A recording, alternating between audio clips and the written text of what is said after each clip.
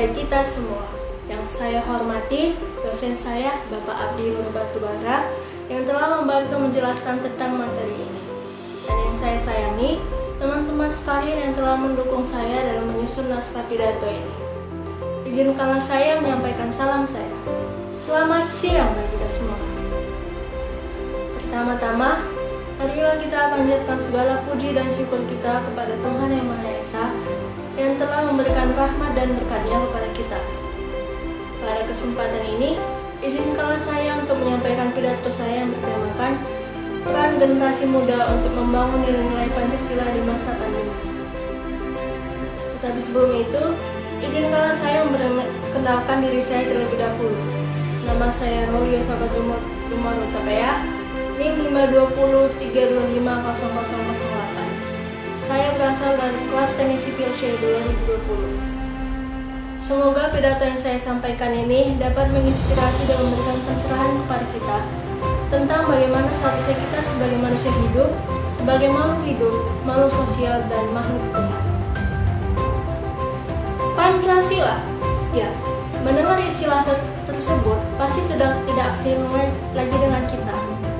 Indonesia merupakan negara kesatuan yang memiliki 4 pilar kebangsaan. Dan yang paling utama dari segala hukum yang berlaku di Indonesia adalah Pancasila. Pancasila merupakan dasar negara. Pancasila merupakan pilar ideologis negara Indonesia. Pancasila sendiri terdiri dari blok kata Sanskerta. Yang pertama panca, yang berarti 5, dan sila, yang berarti prinsip atau asas. Dengan kata lain, Pancasila merupakan pedoman hidup bagi seluruh rakyat yang ada di negara Indonesia. Apa itu pedoman hidup? Pedoman hidup adalah sebuah peraturan yang selalu menjadi pacuan warga negara dan pemimpinnya untuk menjalankan pemerintahan. Sekarang, apakah kita sudah benar-benar menerapkan kehidupan berpancasila dalam kehidupan bermasyarakat? Kehidupan berpancasila tidaklah sulit. Kita bisa menerapkan kehidupan bermasyarakat melalui 5 sila yang terkandung di dalamnya. Penerapan nilai dalam Pancasila dapat dilakukan di mana saja, dari lingkungan terkecil hingga ke tingkat instansi, dari keluarga, kemudian meningkat menuju ke tingkat masyarakat yang kental akan peraturan-peraturan tersirat. Hadirin yang berbahagia, kita tahu bahwa dunia kita pada saat ini berada dalam tingkat kecemasan dan kesulitan sebagai akibat dari penyebaran pandemi COVID-19 yang sangat cepat. Ratusan ribu orang terinfeksi dan ribuan orang meregang nyawa. Kehidupan normal tidak berjalan mulus setelah terputus hubungan di seluruh dunia. Virus yang diduga berasal dari Cina Wuhan ini meresahkan warga dunia karena virus ini sangat cepat menyebar ke seluruh dunia. PBB dan WHO semua warga negara bergerak maupun berpikir cepat untuk menangani warganya yang sedang berada di Cina.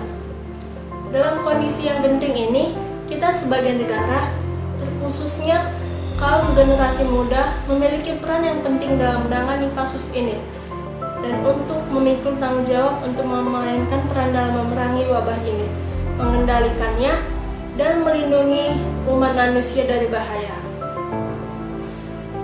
Peran generasi muda ini sangat besar. Diharapkan para generasi muda bisa berperan menjadi agent of change.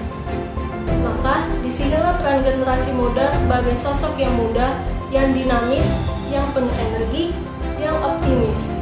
Diharapkan untuk dapat menjadi agen perubahan yang bergerak dan berusaha untuk bisa ikut membantu pemerintah dalam memutus rantai penyebaran COVID-19.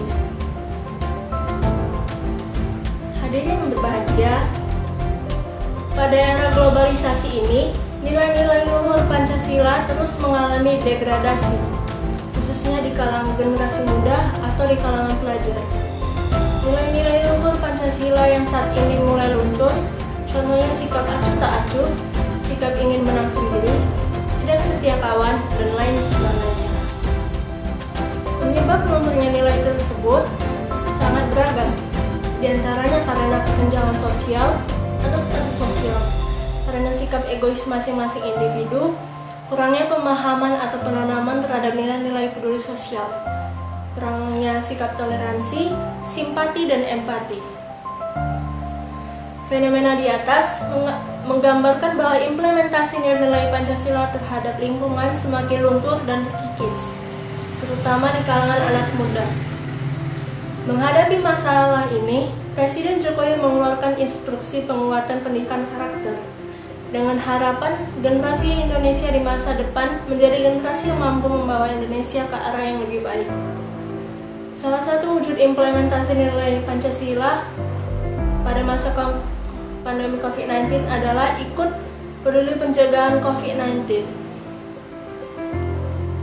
Hadirin yang berbahagia, apa yang harus kita lakukan sebagai generasi muda untuk membangun nilai-nilai Pancasila di masa pandemi ini? Yang pertama adalah mengenai tata cara beribadah.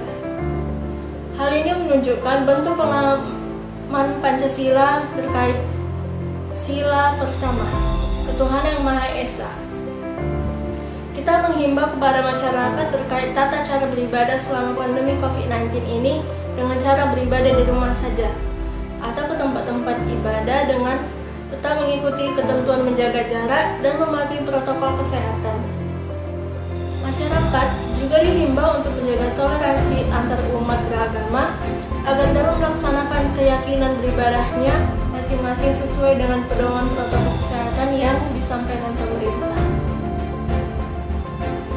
Sikap toleransi inilah yang merupakan sebuah contoh dari implementasi sila pertama, karena dalam sikap toleransi sama halnya dengan saling percaya, menghormati atas kepercayaan masing-masing terhadap Tuhan Yang Maha Esa. Yang kedua adalah mengenai saling menjaga kesehatan agar tidak terjadi penularan dari sakit kepada yang sehat. Dengan pemakaian masker, mencuci tangan, dan penggunaan hand sanitizer. Hal ini merupakan bentuk pengamalan Pancasila sila kedua, kemanusiaan yang adil dan beradab. Di tengah pandemi COVID-19, nilai ini harus benar-benar diimplementasikan, seperti halnya bahu-membahu untuk melakukan pencegahan penyebaran COVID-19 maupun menghilangkan ego masing-masing individu. Jadi, pengamalan sila kedua Pancasila ini dapat dilakukan dengan menjaga kesehatan diri dengan cara memakai masker, mencuci tangan, atau menggunakan hand sanitizer agar ketika sakit kita tidak menulari yang lain atau tertular oleh yang lain. Yang ketiga adalah saling membantu menjaga keamanan dan ketertiban masyarakat. Salah satu dengan menjadi penengah adanya perbedaan dalam pelaksanaan ibadah. Hal ini merupakan bentuk pengamalan Pancasila sila ketiga, Persatuan Indonesia. Sebagaimana diketahui bahwa Indonesia merupakan bangsa yang majemuk dan multikultural. Adanya 5 jenis agama di Indonesia bisa dimaknai sebagai beragam kekayaan Indonesia. Dalam hal ini, sebagai bentuk pengamalan sila ketiga tersebut, hendaknya masyarakat dapat saling menjaga persatuan dengan cara menjaga keamanan dan ketertiban pelaksanaan ibadah di tengah-tengah pandemi COVID-19 ini. Yang keempat adalah bersama dengan tokoh-tokoh masyarakat melakukan koordinasi dalam memahamkan masyarakat tentang pentingnya menjalani himbauan pemerintah agar tidak beraktivitas di luar rumah. Koordinasi dilakukan dengan cara musyawarah dengan cara-cara sesuai prosedur yang telah ditentukan oleh Satgas Covid. Dalam situasi pandemi COVID-19 yang serba sulit ini, bukan hanya masyarakat yang kesulitan dalam beradaptasi dengan situasi dan kondisi yang baru ini. Pemerintah pun dituntut untuk membuat kebijakan yang tepat sasaran supaya tidak menimbulkan polemik di masyarakat. Nyatanya, kebijakan-kebijakan yang saat ini masih dilematis, memaksa semua pihak untuk dijalankan bersama.